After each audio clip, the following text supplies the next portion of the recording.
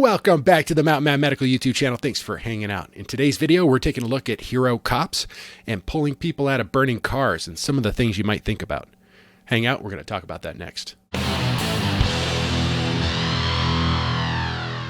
All right, guys, before we get into this video, do me a huge favor. Go down below, hit the like and subscribe button. That's a free way to support me, help me to keep these videos coming out to you. So if you learned something, that's a free way to help me out. So let's go ahead and get into this video right now. For death, the deputy's quick thinking on full display in body cam video. We do want to warn you, some may find it graphic. When officers get the call, training kicks in. Okay, I'm here with they just go. You're trained to help save someone's life, render aid, and that's what kicks in at the moment. Here's one of those moments Deputy Eric Moya is referring to. That's his body cam video. He's applying a tourniquet. The victim, gunshot wounds to his arm and leg. I was just blame jumping into action, trying to stop the bleeding. In this video, man, you're moving quick, right? Correct. So when you get there and you see what the situation playing out, you immediately just pull that thing out, and then what? You pull it out, you open it up, you put it around either person's leg or arm above the wound where they're bleeding at. Here's another body cam video showing the tourniquet training might have saved a life. Yeah, it's gonna hurt, my man, but it's gonna keep you from bleeding anymore. You already lost a good bit of blood. So you have to make sure it's tight and secure on someone, and then you turn the handle. You gotta keep it on your leg, brother. Definitely some tough videos to watch, but that's the harsh reality that deputies face. All right, a couple of things that I want to point out in this particular video. Let's go ahead and check out this little clip right here. Here's another body cam video showing the tourniquet training might have saved a life. Yeah, it's gonna hurt, my man, but it's gonna keep you from bleeding anymore. You already lost a good bit of blood. So you have to make sure it's... So that's kind of a good example of talking to your casualty, making sure that you're reassuring them and taking good care of them. So that's something that you should always be keeping in mind in the back of your head. A good medic is always trying to provide comfort, and you can't always provide physical comfort, right? Sometimes you need to provide that emotional comfort that you're there and there to take care of them.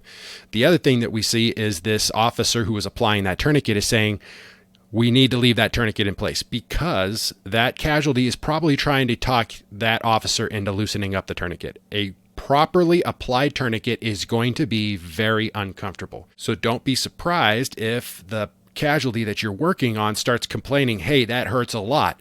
And they'll complain about it more than the wound that they've just received, right? So they might try to talk you into loosening it up.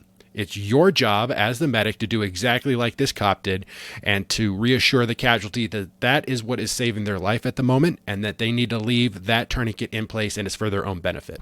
All right, guys, this next video, we're going to take a look at a cop rescuing somebody from a burning car. So this is kind of interesting. This is something that you might come across, you know, out there on the roads and highway and that kind of thing. And a lot of people don't know how to deal with something like this. And we can see in this video that you're about to watch that there's some bystanders there that would like to help, but they're not sure what to do. And here comes the hero cop running in to save the day.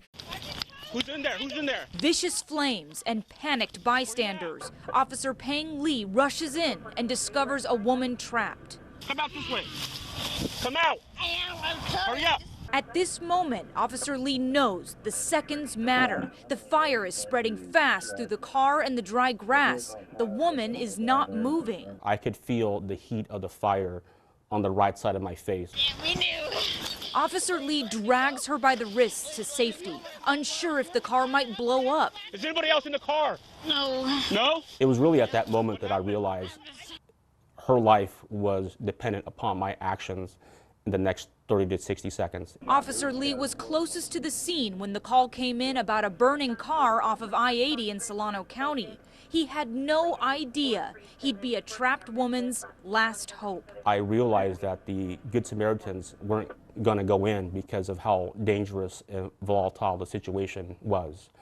And I understand that. Let's get us in the car, guys. I want it to blow up. Backup didn't come for another 3 minutes. 3 minutes that could have changed a person's life forever. I told myself that I was not going to fail this woman, that I was going to get her out of that car no matter what. And he did. Decades of training and discipline on the job came through. Officers don't know exactly what led up to the fiery crash, but they said the female driving was arrested for DUI. I'm very lucky that I'm okay, I'm alive, and so is she.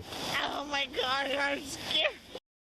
All right, guys, that was a pretty crazy video. So one of the things that you can get out of that is that cars don't usually explode, right? That's kind of something that you see in the movies all the time. Sometimes they can if the conditions are exactly right.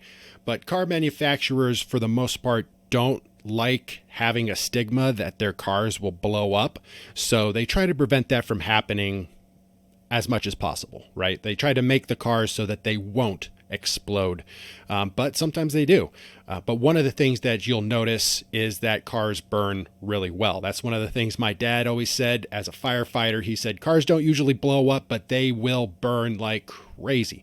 So this officer running in to save this lady is fantastic. She would have died, and those bystanders would have just sat there and listened to her burn to death. So that would have been pretty bad. So fortunately, this officer was able to get in and drag her away. She didn't look like she was in the condition to be able to get herself out of that vehicle. And I don't know if it was her that was charged with the DUI, but we also need to know that she's an unreliable witness, right? She was just in a car accident, so there's a good chance that her brain's been rattled around a little bit. And on top of that, she might be the one who's charged with the DUI. Now, that officer asked her, is there anybody else left in the vehicle? And she said no. To me, as a medic, if I'm going to be responded to that scene, I'm going to hear that and I'm going to feel better, but I'm not going to feel great until I get a chance to go back and take another look at that car to double check to make sure someone's not unconscious in there and being burned alive.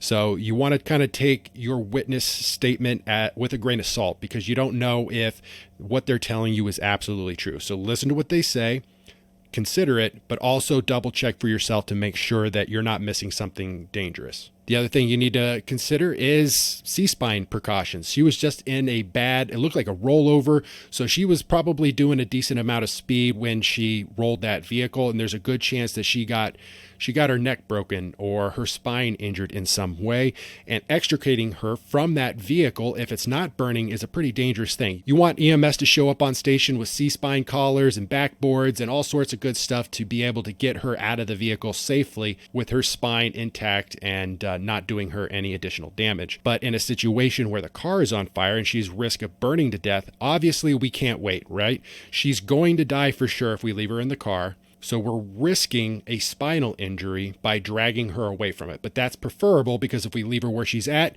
she's good as dead anyway. So we're trying to help the situation and make the best call for the casualty in that particular situation. One of the things I might have liked Officer Lee to do is maybe ask one of the bystanders to grab an arm and help him drag. They're available, and it's important to always consider the resources that you have available to you to help in an emergency. And bystanders should always be considered as one of those resources. Now, they're not very reliable. You can't really trust them to do anything complex, but grabbing an arm and helping you pull might be one of those things to kind of help you out. So just try to think about that. Is there anybody around in this area that can help me do this hard thing that I'm doing?